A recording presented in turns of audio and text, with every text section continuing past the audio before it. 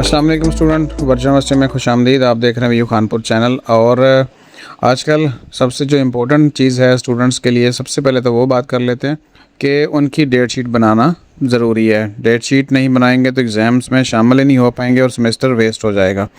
और वीडियो हम जिसके ऊपर आज बात करने वाले हैं वो कंप्यूटर साइंस की जो डिग्रीज़ हैं, स्पेशली चाहे वो एडीपी में 6 से 7 डिग्रीज़ हैं कंप्यूटर साइंस में, और अगर बीएस में है या बीएस लैटरल में, तो कुछ सब्जेक्ट ऐसे होते हैं फार सपोज, जैसे यहाँ लिखा है CS201P और CS301P, यानी जिनके साथ P होता है, ये प्रैक्टिकल सब्जेक्ट्स हैं। तो इनके पेपर कैसे होते हैं, इनको पास कैसे करना है, और कुछ डिटेल इसके बारे में आपके साथ मैं शेयर कर देता हूँ, वो इंशाल्लाह आपको हेल्पफुल होगी। तो चलें आगे बढ़ते हैं। तो डेट शीट लाजमी बना लें, बहुत ज़रूरी है। अब अगर हम कुछ डिग्री चेक करें ना, जैसे फॉर सपोज हम सॉफ्टवेयर इंजीनियरिंग देख लेते हैं और इसके स्कीम ऑफ स्टडी में अगर जाएं तो वहाँ पे हमें कुछ सब्जेक्ट के साथ P लिखा हुआ नज़र आता है। जैसे यहाँ पे 01P, इसके बाद कुछ और भी हो सकता है P वाला। तो ये BS लैटरल है और लैटरल में एक ही जो है ना वो प्रैक्टिकल है। लेकिन जो BS वाले हैं उनके 8 सेमेस्टर होते हैं तो उनमें कुछ ज़्यादा प्रैक्टिकल्स आते हैं। जैसे CS201P आता है पहले सेमेस्टर में, उसके बाद सेकंड में CS304P, CS403P, और इसके अलावा इस तरह के जो भी होंगे ना वो समझ लें कि वो प्रैक्टिकल्स वाले हैं। अब अगर आप LMS ओपन करके देखें तो आपको इस तरह का सब्जेक्ट नज़र आता है कि उसमें CS301P लिखा होता है या कुछ भी लिखा होगा, और ये 1 क्रेडिट हावर्स का है। इसको सबसे पहले तो मैं बताऊं कि इसमें होता क्या है। इसमें असाइनमेंट्स आएंगी और क्विज़ आएंगे। तो इनकी जो पासिंग क्राइटेरिया है ना, एग्ज़ाम में आपको बता दूं कि पहले सेमेस्टर में पहला हो या कोई भी हो, पहले से मुराद ये है कि मिड टर्म में इसका पेपर नहीं होता, ना ही ये डेट शीट में आएगा। अगर आप देखेंगे बहुत सारे स्टूडेंट्स डेट शीट बना रहे होंगे तो उनमें प्रैक्टिकल वाला कोई भी सब्जेक्ट डेट शीट के अंदर नहीं आ रहा है। अगर नहीं आ भी रहा है तो वो उसका पेपर होगा नहीं, वो बाद में रिमूव हो जाता है। तो मिड टर्म में क्या होता है, इसकी असाइनमेंट्स आएंगी और सबसे जो इम्पोर्टेंट चीज़ है वो इसके क्विज़ होंगे, और इसके क्विज़ रूटीन से ज़्यादा होते हैं, याद रखें ये रूटीन से ज़्यादा होते हैं। और इन क्विज़ में 70% अटेंडेंस लाजमी होती है। यानी अगर आप ये 8 क्विज़ हैं तो 70% तक अटैम्प्ट नहीं करते तो आप फेल हैं।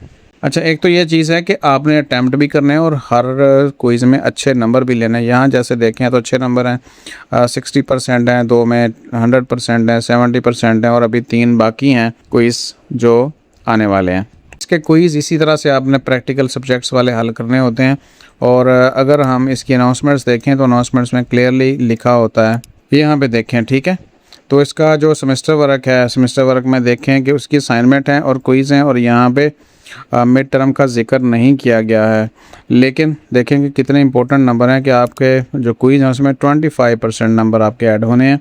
और जब आपका ये हो जाएगा तो फिर आपने फ़ाइनल में चले जाना है, और फाइनल में जो है फिर वो 60% का होगा, और उसमें आपको पेपर भी अटैम्प्ट करना है।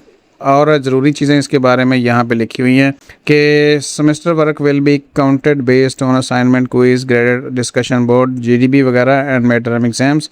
तो इसमें मिड टर्म नहीं होता। If a student fail to obtain more than 20% marks in his or semester work or his she not be allowed. अच्छी, यहाँ पे इसका मकसद ये है कि 20% अगर वो नहीं ले पाता सेमेस्टर वर्क में तो वो फाइनल का पेपर नहीं दे पाएगा।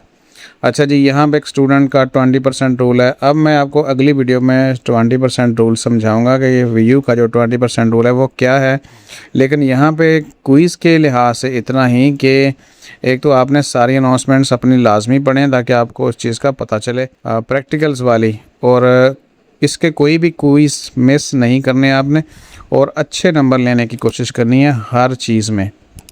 यहाँ पे देखें ये लैब की डिटेल्स भी है, और यहाँ जो इम्पोर्टेंट लाइन में आपको समझाना चाह रहा था वो ये है, ठीक है। यहाँ पे देखें, if you will fail to attempt required lab attendance quiz i.e. Less than 75%, तो लैब क्विज़ यहाँ पे देखें शेड्यूल है, ये लैब है और ग्रेड क्विज़ अलग हैं, लैब क्विज़ अलग है। तो लैब क्विज़ जो हैं वो उसमें 75% अगर नहीं पूरी करते आप अटैम्प्ट में तो आप फेल हैं और आप फाइनल टर्म में नहीं जा पाएंगे। अगर डेट शीट में किसी के आ रहा है तो उसका पेपर नहीं होगा, अगर नहीं आ रहा तो उसका पेपर भी नहीं होगा। तो इसलिए परेशान होने की बात नहीं है, लेकिन यहाँ पे आपने फोकस रखना है इन चीज़ों के ऊपर ताकि आपको ये आसान से जो सब्जेक्ट हैं देखें ना, कोई बहुत ज़्यादा बहुत असाइनमेंट नहीं आते हैं, क्विज़ आते हैं और क्विज़ आप अच्छे से करते जाते हैं तो आप इंशाल्लाह इसको पास कर लेंगे। और ये वाले देखें ना, इसमें लिखा हुआ है लैब अटेंडेंस क्विज़ 1, लैब 2, ये लैब 3, लैब 4, लैब 5, लैब 6, ठीक है। तो लैब में फिर मैं रिपीट कर देता हूँ कि इनमें आपने 70% अटेंडेंस लगनी है। अटेंडेंस से मुराद है कि एक आधा क्विज़ तो अगर आपको खुदा न खास्ता रह जाता है तो ठीक है, अदरवाइज़ आपको हर क्विज़ अटैम्प्ट करना है और सब में से पासिंग मार्क्स भी लेने हैं। जैसे यहाँ पे देखें 7 में से 6, 7 में से 6, 10 में से 10, 7 में से 7, 7 में से 7, वेरी गुड, बहुत अच्छा किया हुआ है। आप सिर्फ 2 क्विज़ बाकी हैं और इंशाल्लाह उसमें भी अच्छा हो जाएगा। तो इसी तरीके से होना है। तो लास्ट में डेट शीट लाजमी बना लें। कुछ ऐसे स्टूडेंट्स जिनको ये नहीं समझ आती कि वो किसी दूसरे सिटी में बना लेते हैं, तो उनके लिए ये पूरी डिटेल वीडियो है। अगर आप 8-10 मिनट 8 के 9 मिनट निकाल के एक दफ़ा देख लेंगे तो कम से कम अगले 8 सेमेस्टर या 4 सेमेस्टर या 2.5 सेमेस्टर आपको ये टेंशन नहीं होगी कि भाई डेट शीट कैसे बनानी है और किसी दूसरे सिटी में अगर देना तो वो कैसे आएगी। तो होपफुली क्लियर हो गया होगा।